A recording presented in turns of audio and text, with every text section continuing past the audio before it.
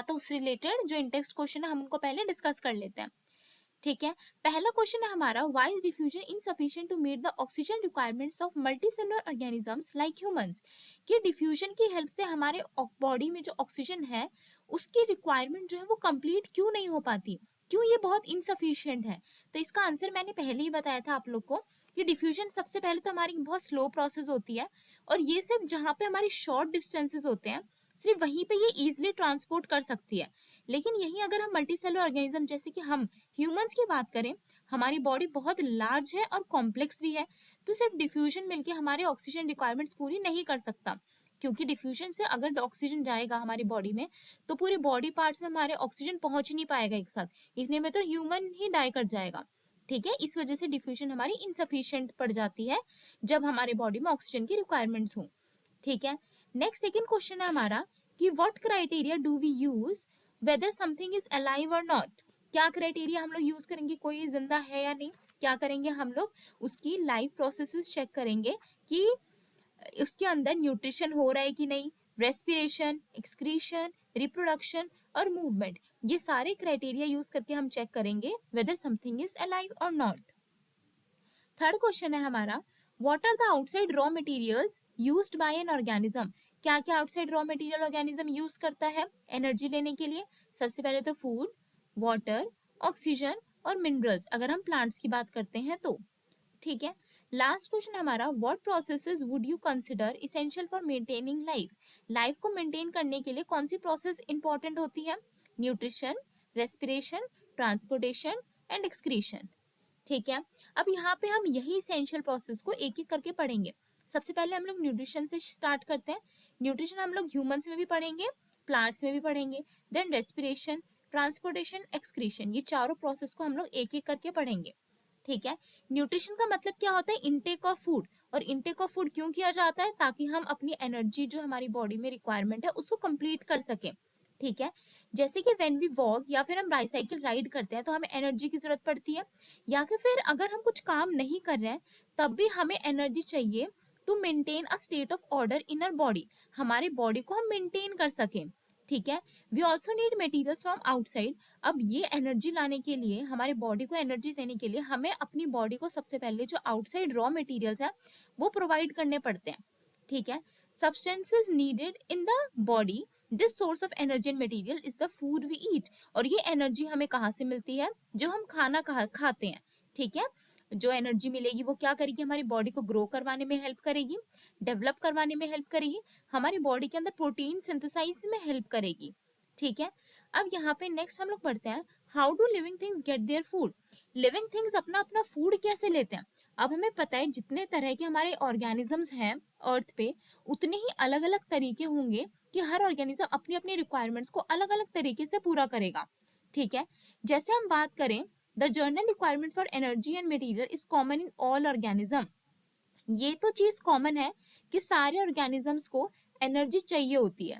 ठीक है, लेकिन इसको फुलफिल करने का तरीका सबका अलग अलग है। ठीक है, कुछ ऑर्गेनिज्म क्या करते हैं, सिंपल फूड मटेरियल यूज करते हैं obtain from inorganic sources in the form of carbon dioxide और वाटर। सिर्फ कार्बन डाइऑक्साइड और वाटर यूज करके वो अपना खाना बना लेते हैं। ठीक है, उनको हम क्या बोलते हैं, ऑटोट्रॉप्स। ऑटोट्रॉप्स में हमारे कौन कौन आते हैं, green plants and some bacteria. Autotrophs हमें पता है कौन होते हैं, वो ऑर्गेनिज्म जो अपना खाना खुद बनाते हैं, जैसे कि प्लांट्स। ठीक है, उन्हीं को बोला गया यहाँ पे ग्रीन प्लांट्स। लेकिन अगर हम कुछ दूसरे सब ऑर्गेनिजम्स की बात करें जो क्या यूज करते हैं एनर्जी लेने के लिए, कॉम्प्लेक्स सब्सटेंसेस।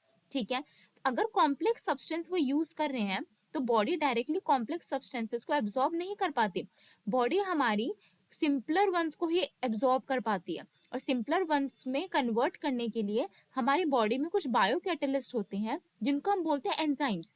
एंजाइम क्या करते हैं, जो कॉम्प्लेक्स सब्सटेंस अगर हमने कुछ खाया है उसको ब्रेक डाउन करेंगे और उसको छोटे छोटे पार्टिकल्स में कन्वर्ट कर देंगे और फिर वो बॉडी हमारी इजिली यूज कर सकती है उसको।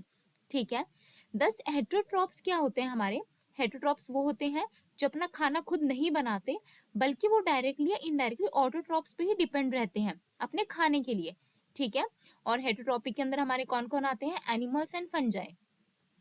अब यहाँ पे सबसे पहले हम लोग ऑटोट्रॉफिक न्यूट्रिशन पढ़ेंगे। ऑटोट्रॉफिक न्यूट्रिशन क्या होता है हमारा, the nutrition performed by autotrophs जो ऑटोट्रॉफ्स जिस तरीके से न्यूट्रिशन लेते हैं उनको हम बोलते हैं ऑटोट्रॉफिक न्यूट्रिशन। ठीक है, जैसे कि यहाँ पर अगर हम बात करें ऑटोट्रॉफ्स में हमने पढ़ा कि वो खाना अपना कैसे यूज करते हैं, कैसे बनाते हैं, वो सिर्फ कार्बन डाइऑक्साइड और वाटर का यूज करके। और ये प्रोसेस हमने पढ़ी है, इसी प्रोसेस को हम क्या बोलते हैं, फोटोसिंथेसिस। ठीक है, carbon and energy requirement of the autotrophic organism कैसे फुलफिल होती है उनकी, बाय फोटोसिंथेसिस। ये process, it is the process by which autotrophs takes in substance from the outside and convert into stored forms of energy। ये photosynthesis हमारी यही process है जिसके थ्रू ऑटोट्रॉफ जो अपना खाना बनाते हैं बाहर से सब्सटेंसेस लेके, और उसको फिर जितना होता है उसको यूज कर लेते हैं, लेकिन बाकी के खाने को अपनी बॉडी के अंदर, वो प्लांट बॉडी के अंदर स्टोर करके रख लेते हैं, ताकि अगर उनको कभी बाद में जरूरत पड़े तो वो उसी खाने को यूज कर सके। ठीक है, this material is taken in the form of carbon dioxide. ये मटेरियल वो कैसे यूज करते हैं, कार्बन डाइऑक्साइड और वाटर को लेते हैं, कार्बन डाइऑक्साइड और वाटर को अपने प्लांट बॉडी में एब्जॉर्ब करके वो उसको कार्बोहाइड्रेट में कन्वर्ट कर देते हैं सनलाइट के प्रेजेंस में। और वहां पे क्लोरोफिल का होना भी बहुत जरूरी है। क्लोरोफिल हमारा ग्रीन पिगमेंट होता है एक, जो हमारे लीव्स पे पाया जाता है, और यही हमारा रिस्पॉन्सिबल है जो लाइट को कैप्चर करता है, जो सनलाइट को कैप्चर करता है और उसको केमिकल एनर्जी में कन्वर्ट करता है। कौन करता है ये सब, क्लोरोफिल। ठीक है, तो एक तरीके से हम बोल सकते हैं ऑटोट्रॉप्स का जो खाना होता है वो क्या होता है, कार्बोहाइड्रेट। किस चीज से मिलके बनता है ये, कार्बन डाइऑक्साइड एंड वाटर। किसके प्रेजेंस में बनता है, सनलाइट। और मेन काम किसका होता है यहाँ पे, क्लोरोफिल का। ठीक है, carbohydrates are utilised for providing energy to the plants. Carbohydrate क्या करते हैं, वही प्लांट को एनर्जी प्रोवाइड करते हैं। ठीक है, जो हम लोग, जैसे कि प्लांट्स ने कार्बोहाइड्रेट बना लिया बहुत सारा, वो इमीडिएटली वो एकदम से यूज नहीं करेंगे, वो कुछ अमाउंट ऑफ कार्बोहाइड्रेट को अपने प्लांट बॉडी के अंदर वो स्टोर करके रख लेंगे, और उसी स्टोर्ड फॉर्म को हम बोलते हैं स्टार्च। क्या बोलते हैं, स्टार्च बोलते हैं।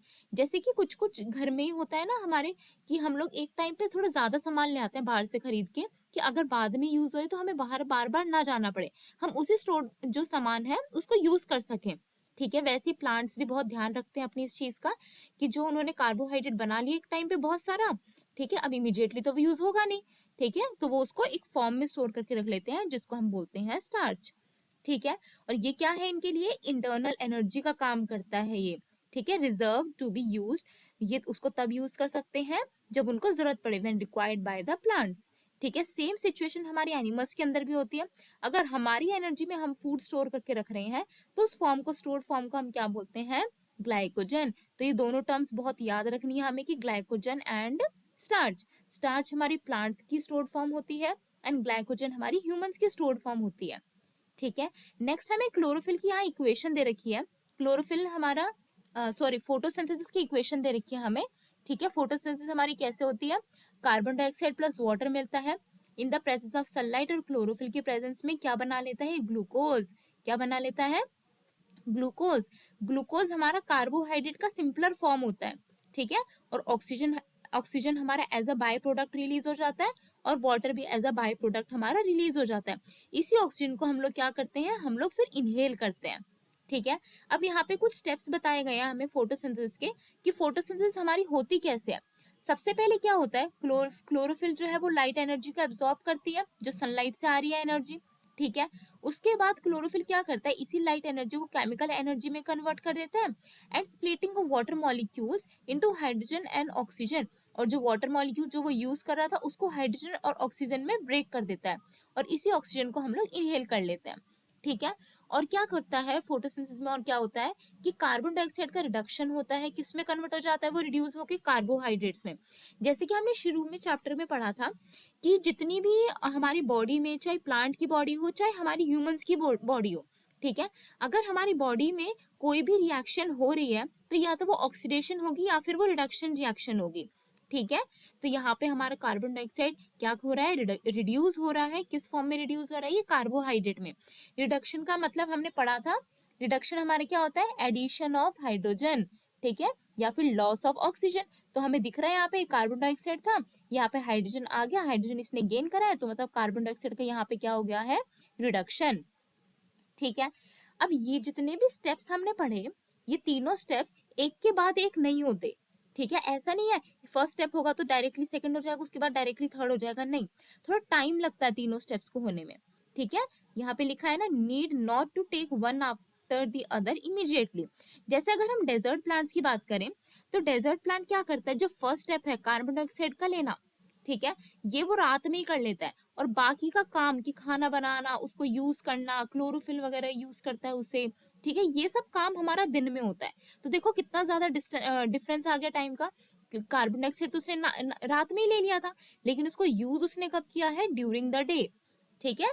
तो जैसे क्या लिखा हुआ है, desert plant takes up carbon dioxide at the night में वो ले लेते हैं, and prepare an intermediate which is acted by the energy absorb by the chlorophyll during the day. और बाकी का जो भी इंटरमीडिएट बनाना होता है, एनर्जी निकालनी होती है, ये सब हमारा दिन के टाइम होता है, ठीक है।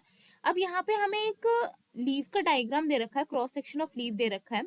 देखो ये हमारी लीफ है, और ये क्या है, हमारी बीच वाली जो लॉन्गेस्ट होती है इसको हम बोलते हैं मिडरिप। ये हमारी छोटी छोटी दीज आर वेन्स, और जो बाहर वाला पार्ट है ये होता है हमारे लेमिना या फिर लीफ ब्लेड, ठीक है। यहाँ पे हमारे जाइलम और फ्लोएम भी दिखाई दे रहे हैं, दोनों को मिला के हम क्या बोलते हैं, वेस्कुलर बंडल। फ्लोएम हमारा फूड ट्रांसपोर्ट में हेल्प करता है, और जाइलम हमारा minerals, water and minerals transport में हेल्प करता है। अगर हम लीफ को अंडर द माइक्रोस्कोप देखें तो जो सबसे ऊपर वाली लेयर होती है वहां पे एक वैक्सी क्यूटिकल लेयर होती है। वो क्या करता है कि पानी ज्यादा लॉस ना हो हमारी लीफ से ट्रांसपिरेशन की वजह से, तो ये इसको प्रिवेंट करता है। उसके बाद हमारी होती है अपर एपिडर्मिस, सबसे नीचे हमारी होती है लोअर एपिडर्मिस, ठीक है। ये हमारे सेल्स हैं, सेल्स के अंदर ये छोटे छोटे ग्रीन कलर के जो डॉटेड लाइक स्ट्रक्चर दिख रहे हैं इनको हम क्लोरोप्लास्ट बोलते हैं। इनके बीच स्पेसेस हमें नजर आ रहे हैं, इनको हम बोलेंगे एयर स्पेसेस। और हमें पता है, हमने पढ़ा हुआ है ये चीज कि स्टोमेटा को जो गार्ड करता है उसको हम बोलते हैं गार्ड सेल्स। मतलब यहाँ पे हमारे कौन प्रेजेंट है, स्टोमेटा, ठीक है। स्टोमेटा के भी हमारे फंक्शंस होते हैं, ठीक है। जी यहाँ पे वही बोला गया है कि जो ग्रीन डॉट्स हमें नजर आ रही है या लीफ में, ये क्या है, हमारे क्लोरोप्लास्ट ही है, जो क्या कंटेन करके रखे हुए हैं, क्लोरोफिल, ठीक है। हमने ये अपनी अर्लियर क्लासेस में पढ़ा है कि जो प्लास्टिड होता है वो 3 टाइप का होता है, क्लोरोप्लास्ट, क्रोमोप्लास्ट एंड ल्यूकोप्लास्ट। जो क्लोरोप्लास्ट होता है वो क्लोरोफिल कंटेन करता है। क्रोमोप्लास्ट हमारा लीफ को डिफरेंट कलर्स प्रोवाइड करता है, जैसे कि येलो, ऑरेंज, ठीक है। और ल्यूकोप्लास्ट हमारा कलरलेस होता है, तो ये इसलिए स्टोरेज में काम करता है। तो यहाँ पे वही क्लोरोप्लास्ट की बात हमारी की गई है, ठीक है। अब आगे हम लोग को एक्टिविटीज में बताया गया है, जितनी भी एक्टिविटी हमें नीचे दिखा रखी है, कि फोटोसिंथेसिस में जो क्लोरोफिल है, कार्बन डाइऑक्साइड, सनलाइट, ये तीनों जरूरी है, इस चीज को प्रूव करके दिखाया गया है। ओके, इसको हम नेक्स्ट वीडियो में कंटिन्यू करेंगे। Thank you.